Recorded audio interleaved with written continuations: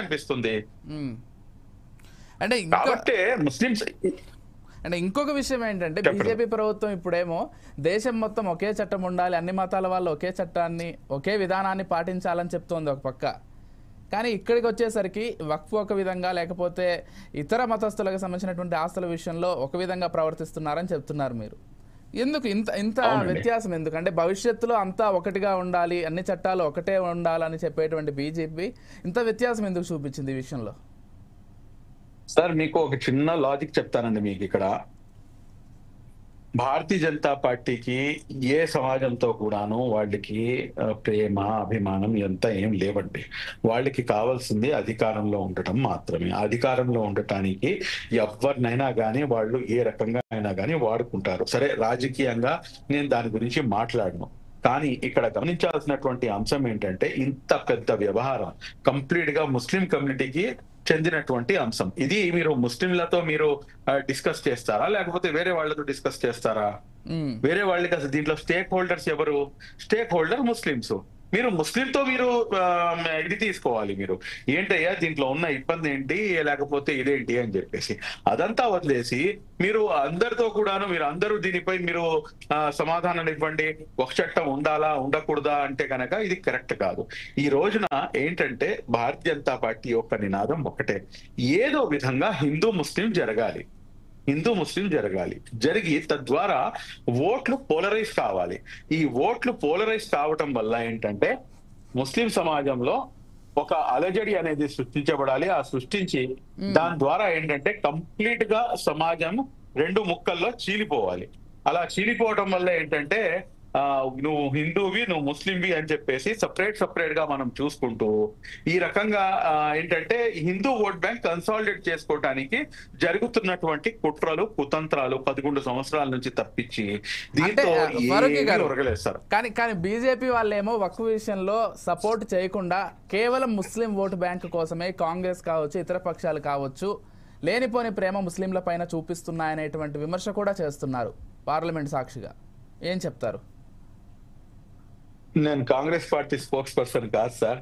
Congress party అయితే ఒకటైతే చెప్తాను నేను, ఈ దేశంలో ఏంటంటే ఎవరు మన వాళ్ళు కాదండి. ఇక్కడ చాలా స్పష్టంగా ఏంటంటే మనం వీళ్ళు ఎవరో మాతో పాటు నుంచుంటారు, లేకపోతే ఇంకోళ్ళు ఎవరో నుంచుంటారు అని చెప్పేసి మనం అనుకోవడం తప్పించి అక్కడ అటువంటిది ఏమీ లేదు. కాంగ్రెస్ పార్టీ హయాంలో కూడాను అనేకమైనటువంటి దౌర్భాగ్యం. ఈ రోజున కాంగ్రెస్ పార్టీ రాహుల్ గాంధీ గారు ఎందుకని చెప్పేసి పార్లమెంట్ లో మాట్లాడలేదు అనే క్వశ్చన్ కూడా నేను లేవదీస్తాను. మాట్లాడాలి కదా ఆయన ఈ అంశంపై. చిన్న ఎగ్జాంపుల్ చెప్తా. పక్క రాష్ట్ర ఆంధ్రప్రదేశ్ వైసీపీకి సంబంధించి బహిరంగంగా ఏమో వక్ఫ్కు మేము ఆ చట్టానికి వ్యతిరేకం అని చెప్తారు, రాజ్యసభలో వెళ్ళి వాళ్ళే సపోర్ట్ చేస్తారు. ఏంటంటే నాకు కూడా అర్థం కాలేదు కదా. ఇక్కడ మోదీ ఫోబియా సార్, ఇంకేమీ లేదు. నత్వానీ గారు ఈ జగన్మోహన్ రెడ్డి గారు చెప్తే ఓటేస్తారా? ఎంత మీరు చాలా మంచి పాయింట్ లేవదీశారు. మీరు చూడండి, మీరు గమ్మత్తు చూడండి. ఏ రకంగా మీరు క్యాల్కులేషన్ వేసుకున్నా గానీ, ఎందుకంటే 125 ఓట్లు అటు అధికార పార్టీకి వచ్చినాయి, మిగిలిన ఏమో ఇటువైపు మన ప్రతిపక్షానికి 95 వచ్చినాయి. ఇక్కడ మీరు చూసుకుంటే కనుక 7 ఏమో మన వైసీపీకి ఉన్నాయి 7 ఓట్లు, మీ బీఆర్ఎస్ కి ఏమో 4 ఉన్నాయి, దాని తర్వాత మీ అన్నా డిఎంకే ఏమో 3 ఉన్నాయి. ఇవన్నీ చూసుకుంటే 14 ఓట్లు ఇటువైపు పడాల్సినవి. కానీ ఇక్కడ లెక్క ఏమో 4 నుంచి 5 ఎంపీల ఓట్లు తేడాగా ఉన్నాయి. సరే, ఇప్పుడు మనం వైసీపీ గురించి వదిలేద్దాం. అన్నా డిఎంకే గురించి మాట్లాడితే అన్నా డిఎంకే మీకు ఎక్కడా కూడాను మీకు విప్ జారీ చేయాల. విప్ జారీ చేయకుండా ఏమని చెప్పిందంటే మీ మనస్సాక్షిగా మీరు చేయండి అని చెప్పారు. సరే, కాసేపటికి ఈ 3ని కూడాను వీళ్ళు ప్రభుత్వానికి అనుకూలంగా ఓటేశారని చెప్పేసి మనం క్యాల్కులేషన్ లోకి వేసుకుందాం. మిగిలిన బీఆర్ఎస్ కి 4. బీఆర్ఎస్ అయితే డబుల్ గేమ్ ఆడలేదు సార్. ఈ విషయంలో నేను స్పష్టంగా చెప్పగలను.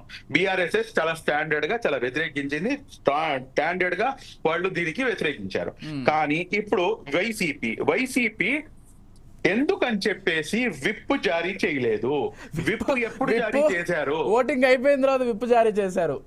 విప్ ఓటింగ్ అయిపోయిన తర్వాత 4వ తారీఖు మధ్యాహ్నం 2 గంటలకు వీళ్ళు విప్ జారీ చేశారండి. 2 o'clock కి.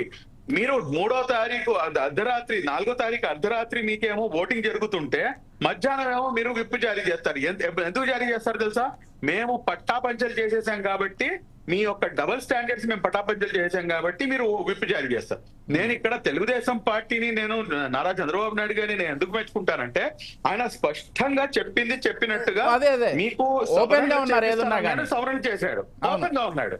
సరే మాకు వ్యతిరేకంగానే పోయినా కానీ ఓపెన్ గా పోయాడు. ప్రజలకు క్లారిటీ ఉంది కదా, అక్కడ ప్రజలకు క్లారిటీ ఉంది. కానీ ఇక్కడ ముస్లింలతోనే ఇంకోటిసారి మీరు సిఏఏ ఎన్ఆర్సీ టైంలో మీరు గమనిస్తే గనక అక్కడికి వెళ్ళి ఓట్లేసి వచ్చి ఇక్కడ మాతో పాటు ధర్నాల్లో కూర్చున్నారండి వీళ్ళు.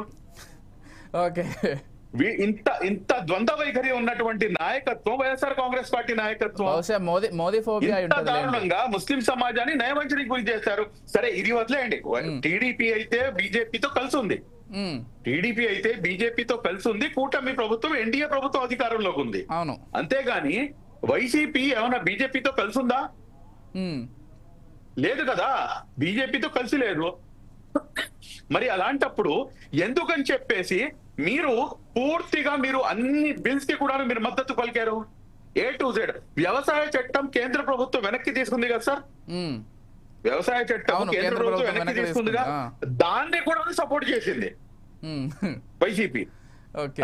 ఇక్కడికి వచ్చేసేమో నేను పుట్టిందే నా పుట్టుకే సాయిబుల కోసం, నేను పుట్టిందే సాయిబుల కోసం అన్నట్టుగా ఇక్కడికి వచ్చి మాట్లాడతారు.